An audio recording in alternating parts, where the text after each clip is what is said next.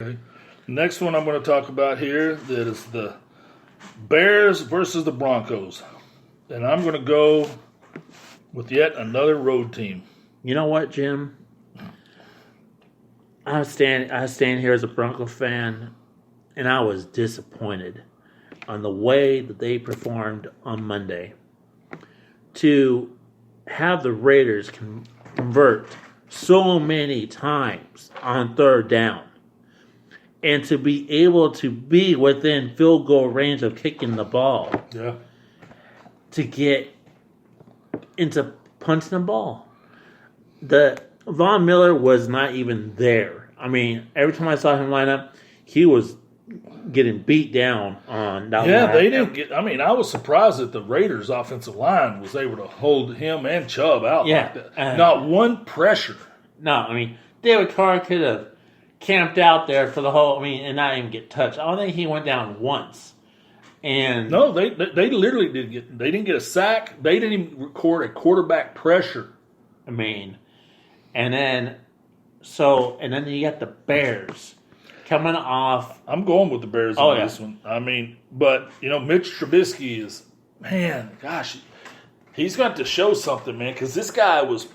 He's almost like the Rex Grossman of the Bears. That. I mean, I think he was overdrafted by a team that really needed a quarterback. Now, remind me who else was in that draft? Some guy named Mahomes, wasn't he also? Yeah, he was up. Yeah, that would have been. Yeah, they kind of took the wrong quarterback on that. But, I mean, for the Broncos, it's a home opener. Joe Flacco coming home. I mean, coming to debut at home. But that defense of the Bears is getting me to push toward the Bears in this game because I was just not impressed. That offensive line had more penalties for stupid stuff that you learn in college not to do. And I know it's first game jitters, but to get called, you do a good run and called all the way back for holding or offsides. Well, you can call holding almost every play. You're right. But, I mean, this was a Monday night. They have a short week to bounce back. I mean, you are at home. You got embarrassed on national TV. You got embarrassed.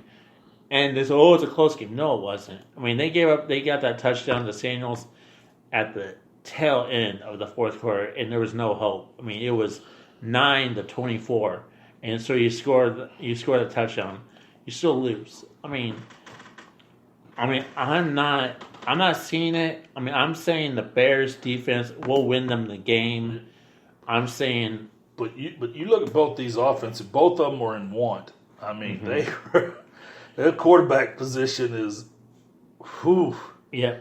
I mean, 2 first-round picks. One Super Bowl champion. Faded glory, trying to reach back in time and. Oh yeah, and we just think about the quarterback they had threw for 3 touchdowns against. I mean, in Washington, and he was on your team, and you just trade him. Yeah, I mean, Mitch Trubisky, man, that like I said, that guy, Rex Grossman might be a pretty good comparison. How do you think about it? I mean, he's no Tim Rakestraw yet, but he's headed that way. I mean. I don't know, man. He's not Jim McMahon. Yeah, I mean, both of these teams, like I said, their offenses are in want. There's no dynamic runners. There's no, prolific receivers. And we're both picking the Bears. Don't Bears fans don't hate us. We're picking that your team you will win, but because of the defense. The defense. I mean, and that's what the Bears are famous for. If you think about it, Khalil Mack. I wonder if he'll get home. Whereas, is their is the Broncos' offensive line good enough to keep him out? No. I mean, if they go after the 2 rookies they got, it will be bad. And I hate to say that about my Broncos, and I just don't. I don't see it. I mean, I see us 0-2. I mean, I do too. They might be right that we might win 5 games, and I'm wondering who the 5 get. Well, Ooh. This team, the Bears. I mean, it's not like some juggernauts come to town. I mean, it's just. This isn't the Miami Dolphins coming to town. I'm talking about this is no. I mean, this is no juggernaut. I mean, if the Broncos beat them, it wouldn't surprise me at all because. I mean, what are we talking about here? 14-10. I'm saying. Seriously, can either team score over 17 points on the other one? It's 21-17. Dude, the Packers couldn't score 21 on this defense. No, I'm saying that the Bears 21-17. Can the Bears score 21 points on their defense? Packers defense wasn't the 60s Packers but defense. This isn't the Packer defense. This is the for what the Broncos performed on Monday was. You think Von Miller and Chubb can get at this guy? I mean, with all the ridicule they've seen in the paper and. They probably can, but I'm more worried about the offensive line. That's the issue is the offensive line for the Broncos. I mean, you can't rely on your running back to block these 350 players because they threw him down like a slab of meat. I mean, you didn't see the game, but you saw the highlights. Yeah, it was not nice. I mean, this is just. I'm saying the Bears. And okay, well, this moves us to our Sunday night game. Sunday night Eagles versus Falcons. The Battle of the Birds in Atlanta. I'm going to go with the road team again here. Oh, I'm not surprised. We talked on one of our last shows about is the coach for the Falcons on the hot seat. They start off 0-2. It's going to be a little warm there, and I think the Eagles. That defense, man, they're going to get after you. I think their offensive line can stop the Falcons' pass rush. I think the Falcons will have to blitz to get home. And then you got the reassurance of Deshaun Jackson.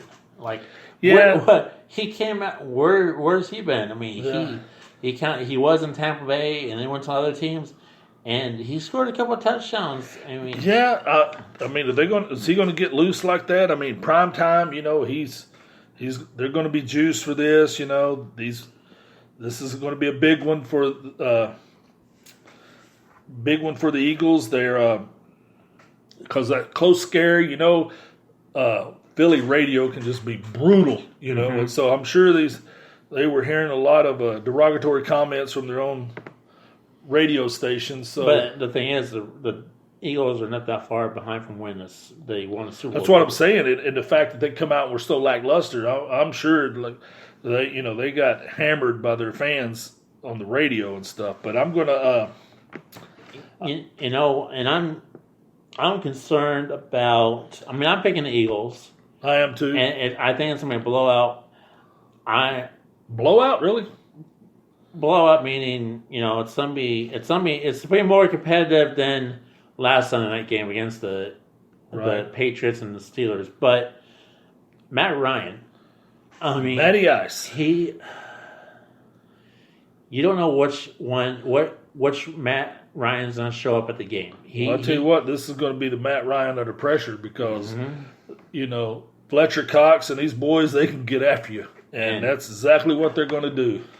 And I mean, you got Julio Jones, but he got paid. He needs to show it. They both need to show it at home. Him and Ridley. I mean, they can put some pressure on the defense now.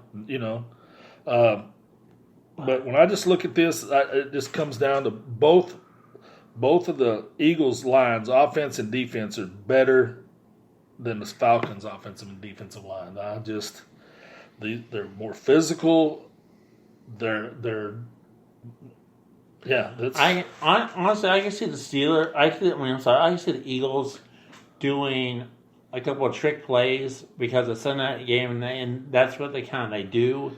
I see Wentz with Peterson. Yeah, he's been known to pull out an exotic play here and there. But I say the Eagles, by 10.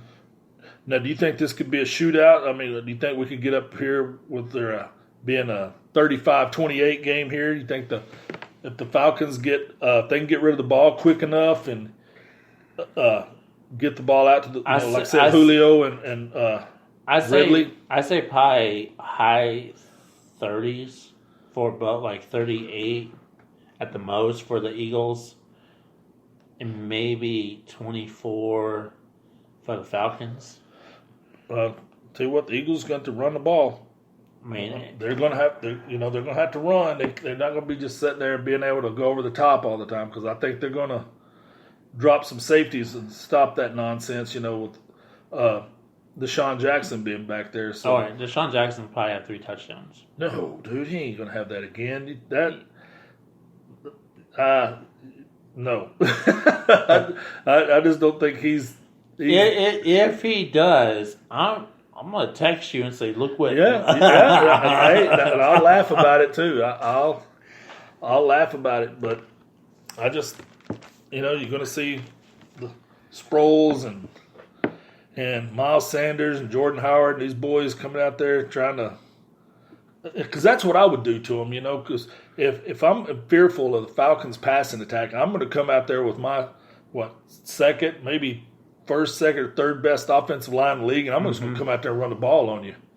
And I'm going to just keep alternating these running backs, and I'm going to keep your big play receivers on the sidelines. And it might not be, the shootout everybody's talking about, but that's exactly what I would do. I would just hammer them. Hammer.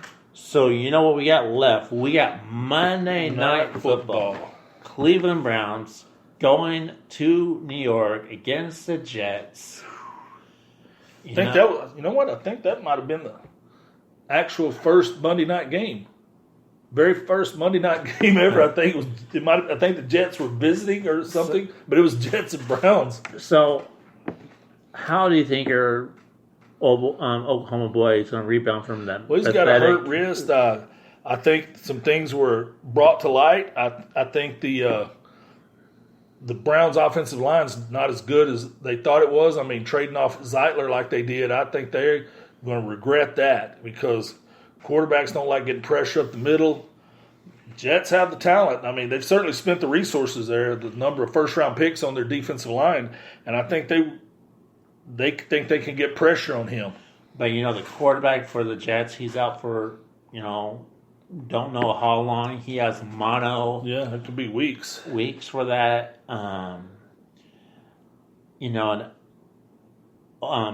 coming home to New York, with his $200,000 watch on his wrist, and I don't know why you would wear that on the field. People don't try and tackle him and steal I would. it. I'd be trying to step on him and stuff, but I mean, I think it's going to be an interesting game. I say to the Jets fans, I'm sorry. I just don't see. I see the Browns getting their first win on the road. I think Mayfield will have a better game. I say maybe 2 touchdowns. A lot of the pressure, man, is going on Trevor Siemian.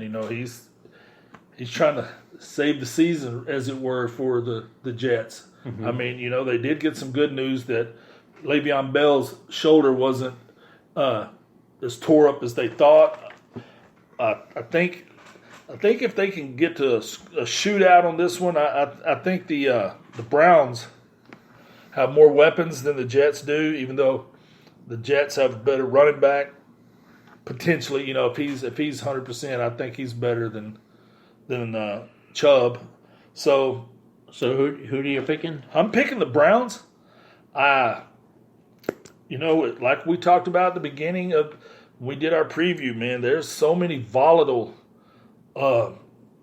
personalities on that team, and if these guys start off 0-2, man, because this was the darlings here, boy. These guys are going to dominate the AFC North. They were going to go to the Super Bowl, and I'm like, hey guys, you just traded off your best offensive lineman, and right. I didn't see you draft anybody even close to him.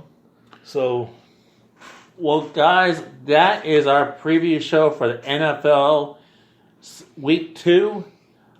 Please like us, follow us, Facebook, Twitter, Instagram.